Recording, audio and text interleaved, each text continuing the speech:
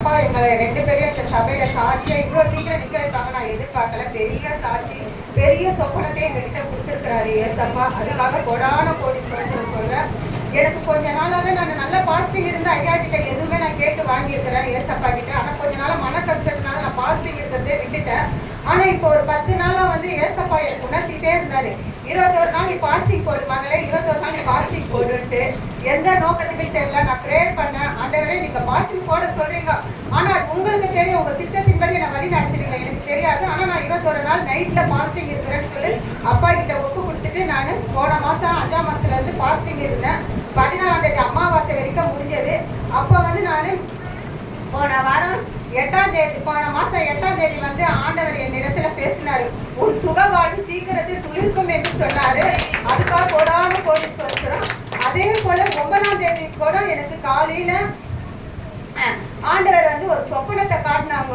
நான் சபையிலேயே துதிக்கும் போது என் மேல அபிஷேகத்தால நிறையிற மாதிரி அன்னமொழி பாஷை பேசுறேன், அந்நியமொழி பாஷை பேசுறேன். அப்ப பின்னாடி இருந்து அந்த சிஸ்டர், ஒரு சிஸ்டர் இவங்க அந்நியமொழி பாஷை பேசுறாங்கன்னு சொல்றாங்க. நம்ம சிஸ்டர் ஒயிட் கலர் ட்ரெஸ்ஸை போட்டுக்கிட்டு சேர்ல உட்காந்துருக்கிறாங்க. அவங்க உடனே என்னை திரும்பி பாக்குறாங்க. ஆனா ஐயா மேடையில இருந்து பள்ளிப்படத்துல இருந்தே கையை ஆட்டுறாங்க. அவங்கள ஒன்னும் செய்யாதீங்க, விடுங்க, அவங்க அப்படியே இருக்கட்டும்னு சொல்லி ஐயா கையை அசைக்கிறத நல்லா அந்த சொப்பனத்தை பார்த்துக்கிட்டே இருக்கிறேன். அப்போ என்ன ஆகுதுன்னா, நான் பார்க்கும் போதே என்னிடத்துல இருந்து ஏதோ ஒரு சாத்தான் கருப்பா விலகி போய் அவங்க உட்கார்ற மாதிரி அந்த சொப்பனத்தை ஆனாரு அந்த தரிசனத்தை. அதுக்காக நான் கொடான கோடி சொல்றேன். ஆனா அந்த நாளை எவ்வளவு சீக்கிரம் ஆண்டவர் ஆயத்தப்படுத்துறாரோ அவர் சித்தப்படி நடக்கட்டும். அதே போல எங்களை அதிகாலையில 1:30 மணிக்கெல்லாம் ஜெபிக்க சொல்லி ஆண்டவர் தட்டி எடுத்துக்கிட்டே இருக்கிறாரு. ஆனா அமாவாசை 14ஆம் தேதி சிஸ்டர், தமிழ் மொழி சிஸ்டரு, அப்புறம் அவங்க பேர் தெரியல, அவங்களும் எங்க வீட்டுல ஜெபம் பண்ணாங்க.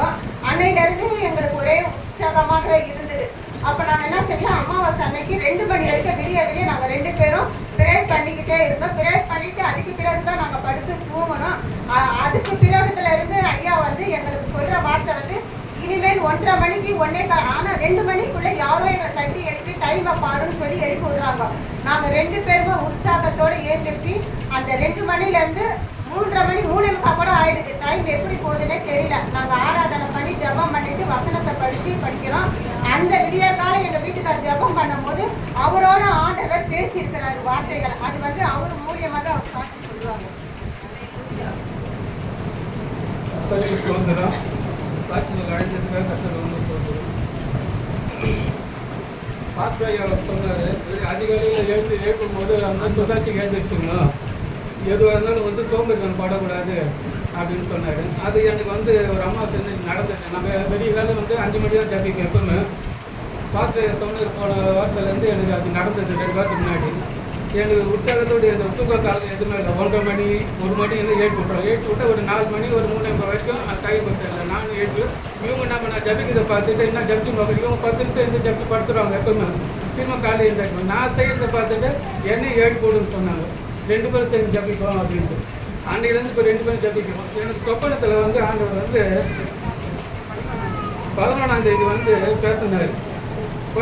ஜபம் பண்ணி படுக்கும் போது நீதிமொழி 10வது அதிகாரம் 3வது அதிகாரத்தில் படி 3வது வருஷத்தை படி அப்படின்னாரு. அந்த வருஷத்தை நான் எடுத்து படித்து மறந்து போகிறேன், ஞாபக சக்தி கம்மி. சரி உடனே எடுத்துக்கொண்டு பைபிள் எடுத்து பார்த்தேன். பழைய ஏற்பாடுன்னு சொல்லிட்டு சொல்கிறார். பழைய ஏற்பாடு நீதிமொழி 10வது அதிகாரம் 3வது வருஷம் நினைச்சு அதை நான் படித்து எனக்கு அது உள்ள படிக்கணும்.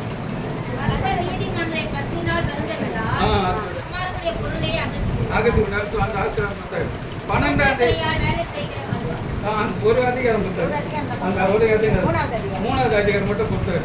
அது படி 12ஆம் தேதி அது மாதிரி ஜபம் பண்ணிட்டு நான் இரவு 1 மணி பண்ணிட்டு 4 மணி படுக்கும்போது ஒரு 4:30-5 மணிக்குள்ளே தான் எனக்கு வரும் அந்த சொப்பனெல்லாம். எனக்கு என் சொப்பத்தான் காணப்படும்.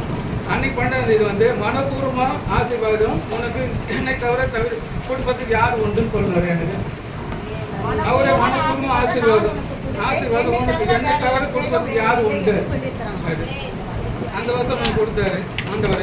கொடானுக்கு ஒரு தோற்றம். அப்புறம் ஒரு 13ஆம் தேதி காலையில் ஒரு சொப்பனத்தில் ஜபம் பண்ணிட்டு படுத்துருக்கிறேன். ஒரு 4:30 மணி இருக்கும். அவர் கை இது வரைக்கும் தான் தெரியுது. கையை நீட்டிட்டு மூடிக்கிட்டு கை நீட்டிட்டு வராது, என்கிட்ட கொண்டு வராது. வெள்ளை துணி போட்டுருக்காரு. இது வரைக்கும் கை தூக்குறது அப்படி நீட்டிட்டு என்கிட்ட கொண்டு வராரு. ஆனால் மூடி கிடக்கிறார். என்ன கொடுக்குறாரு தெரியல. அவர் சித்தம் ஆண்டவருக்கு கொடான பொறுத்து வருகிறார். சோத்து இந்த மாதிரி எங்களுக்கு சாட்சியாக நினைச்சிருக்காங்க. ஐயாவும் சிஸ்டரும் நல்ல பாதையில எங்களை வழி கொண்டுட்டு போய் இவ்வளவு சீக்கிரம் பயன்படுத்தினாங்க. அதுக்காக கொடான கோடி சொல்றோம். ஆனா இவ்வளவு பெரிய சாட்சி சொல்லும் போது